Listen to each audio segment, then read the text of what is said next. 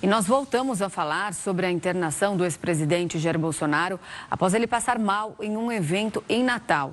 Ele foi transferido para Brasília e passou por uma cirurgia. Nós vamos chamar agora a repórter Vanessa Lima, que está ao vivo em Brasília. Olá, Vanessa, uma boa tarde para você. Quais são as últimas atualizações do estado de saúde de Bolsonaro? Olá, boa tarde para você, boa tarde para todos que acompanham aqui a Record News. Bolsonaro está internado na UTI de um hospital particular aqui de Brasília. A gente lembra que a cirurgia foi realizada ontem, demorou 12 horas, o dobro do tempo que estava previsto. Hoje, durante uma entrevista coletiva de imprensa, a equipe de médicos que operaram Jair Bolsonaro, a equipe disse que demoraram quase 2 horas para conseguir, apenas para conseguir acessar a cavidade abdominal do paciente, mais 4 horas para conseguir fazer a liberação das aderências intestinais, que foi o principal motivo dessa cirurgia. A gente lembra que essas aderências, segundo os médicos, elas podem acontecer em pacientes que passaram por esse tipo de cirurgia no intestino, que são um tipo de, elas ficam coladas, como se aquele intestino ficasse colado. Então, por isso é preciso passar por essas cirurgias para descolar, para fazer a liberação, até mesmo para evitar a obstrução intestinal. De acordo com a equipe médica, o ex-presidente Jair Bolsonaro está se alimentando por via venosa. Não há ainda uma previsão de quando ele vai voltar a se alimentar por via oral. Ele que deve passar pelo menos 2 semanas internado aqui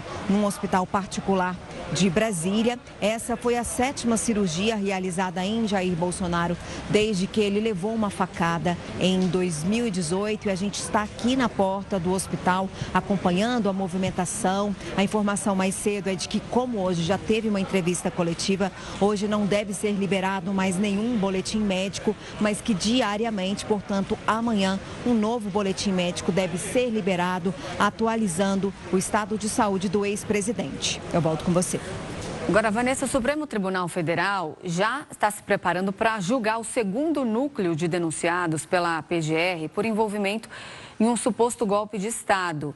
Quem faz parte desse 2º núcleo e quando esse julgamento deve acontecer? Esse julgamento, que vai ser feito pela primeira turma do Supremo Tribunal Federal, vai ser no próximo dia 22 e no dia 23, terça e quarta-feira da semana que vem. Na terça devem ser realizadas 2 sessões, uma pela manhã e uma à tarde. Na quarta-feira, apenas uma sessão pela manhã. E entre aí, são 6 ao todo denunciados. Entre eles estão Fernando de Souza Oliveira e Marília Ferreira de Alencar, ambos delegados da Polícia Federal. Felipe Martins, ex-assessor para assuntos internacionais do ex-presidente Jair Bolsonaro, além de Marcelo Costa Câmara, coronel da Reserva do Exército e ex-assessor da Presidência da República, Mário Fernandes, general da Reserva do Exército, e Silvinei Vasquez, ele que foi diretor da Polícia Rodoviária Federal na gestão de Jair Bolsonaro. Então, nessa fase, o colegiado, a primeira turma do Supremo Tribunal Federal, examina se a denúncia atende aos requisitos